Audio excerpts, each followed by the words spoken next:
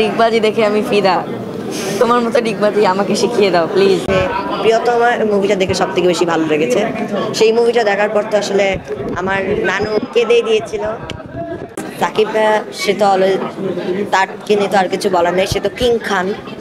তার মতো অভিনয় আসলে কেউই পারবে না এবং তার জায়গাও কেউ নিতে পারবে না। সে কিং খান, সাকিব খান।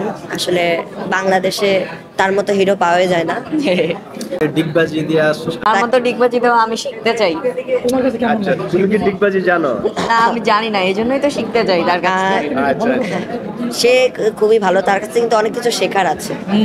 আর তুমি কি ডিগবাজি দিতে পারো? না না না, সামনে পেলে অবশ্যই জিজ্ঞেস করব যে কিভাবে সে ডিগবাজিটা দিয়েছিল। তুমি শিখতে চাও? হ্যাঁ। ও বাবা, কি বলবা জায়েদ ভাইয়ের উদ্দেশ্যে বলো। তোমার ডিগবাজি দেখে আমি ফিদা। তোমার মতো ডিগবাজি আমাকে শিখিয়ে দাও প্লিজ। বড় হয়ে আমরা আসলে অ্যাক্টিংটা হচ্ছে আমাদের শখ। শখের বসে আমরা আজকে এত দূর আমরা কাজ করছি। বেশি দিন হয়নি, 2.5-3 বছর। তো সেই শ্যুট করতে আমাদের ভালো লাগে। আসলে এখন ছোট যেহেতু, যে কারণে মানে ফ্রি টাইমে আমরা শ্যুট করতে আমরা ভালো লাগে। ছোটবেলায় এটা অন্যরকম অ্যাডভেঞ্চার। আর বড় হয়ে আমার ডক্টর হওয়ার ইচ্ছা।